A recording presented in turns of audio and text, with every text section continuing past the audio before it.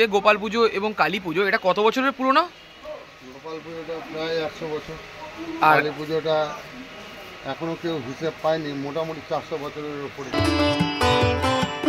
Good morning বন্ধুরা, কেমন আছো তোমরা? আশা করি তোমরা সকলেই ভালো আছো। এখন ঘড়ির কাঁটায় বাজে প্রায় 11টার কাছাকাছি। এখন গুড মর্নিং না বললেও চলে। আজকে মেনলি চলে আসলাম কুমোরটুলিতে। তোমরা তো ভিডিও টাইটেল এবং থাম্বনেল থেকে আশা করি বুঝতে পেরেছো। হ্যাঁ বন্ধুরা, বিগত বছর আমি এসেছিলাম তোমাদেরকে দেখানোর জন্য কুমোরটুলিতে গোপাল পুজো এবং কালী পুজো যে হয়ে থাকে 340 বছর সামথিং কিছু হবে, সবটাই তোমাদেরকে এই ভিডিওর মধ্যে দেখাবো। ওটা একটু স্কিপ না করে তোমরা ভিডিওটা পুরোটা দেখো। তোমরা এখন যদি যারা আমাকে চেও না, আমি বললাম কৌশিক, তোমরা দেখছো আনকাট কৌশিক ইউটিউব চ্যানেল। বেশি কথা না বলে সরাসরি ভিডিওটা শুরু করা যাক।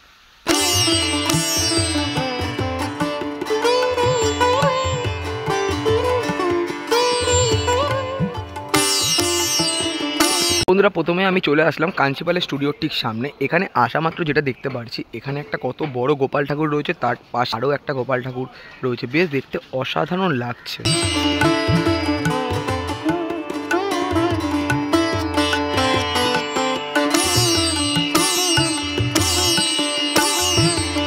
কাঞ্চিপালের স্টুডিওতে আসা মাত্রই প্রথমে তোমাদেরকে এই গোপাল ঠাকুরটা দেখালাম। এই গোপাল ঠাকুরের যেটা দেখতে পারছি, ঠাকুরের কিন্তু এখানে বিচুলির পর মাটির কাজটা হালকা টাচ করা হয়েছে। তারপর দাদারা কিন্তু এখানে মাটি লাগানোর কাজ করছে, যেমনটা তোমাদেরকে দেখাতে পারছি। মাটি লাগানোর পর এখানে রোদের মধ্যে রেখে দেওয়া হয়েছে।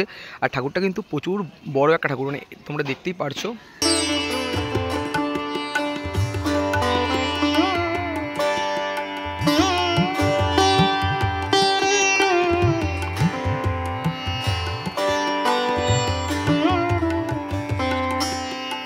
বড় গোপাল ঠাকুরের এখানে মাটি লাগানোর কাজ হচ্ছে, সেটা তোমাদেরকে আমি দেখালাম। তার ঠিক পাশে ছোট গোপাল ঠাকুর রয়েছে, যেই ঠাকুরের বিচুলি বাঁধার কাজ সবে সবে শুরু করা হয়েছে। আর তোমাদেরকে যেমনটা আমি দেখাতে পারছি,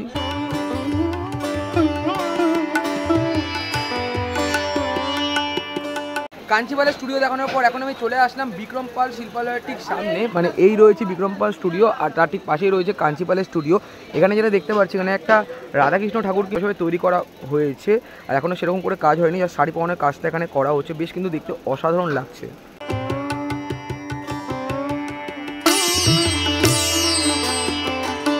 বিক্রম পালের স্টুডিওতে একটা রাধাকৃষ্ণ ঠাকুর তৈরি করা হচ্ছে, সেটা তোমাদেরকে দেখালাম। তারপরে আমি চলে আসলাম আপাতত বাবলু পাল এবং বিক্রম পাল স্টুডিওর ঠিক সামনে। আর এখানে রয়েছে একটা কত সুন্দর গোপাল, যেমনটা তোমাদেরকে দেখাতে পারছি। এই ঠাকুরের যে মুখমণ্ডলটা মোটামুটি এখানে তৈরি হয়ে গেছে, আর নিচের যে অংশটা, এই অংশের মধ্যে জাস্ট মানে মাটি লাগানোর পর শুকাতে দেওয়ার কাজ করা হয়েছে। এখনও অনেকটা কাজ বাকি রয়েছে, আর ঠাকুরটা দেখতে কিন্তু খুবই সুন্দর লাগছে।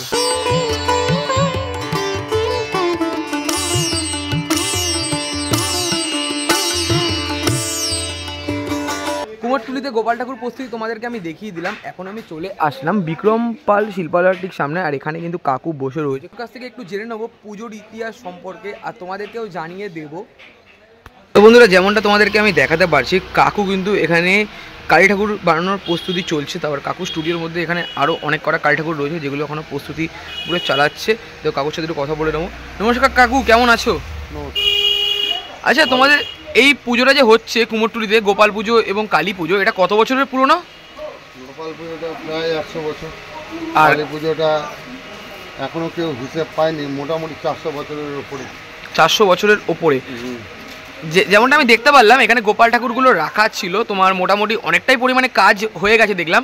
এই কাজ মোটামুটি কতদিনের মধ্যে শেষ হয়ে যেতে চলেছে? দোলের দিন আগের দিন রাত্রিরে। আর তোমাদের পুজোটা কবে হতে চলেছে? দোলের দিন রাত্রি পুজোটা।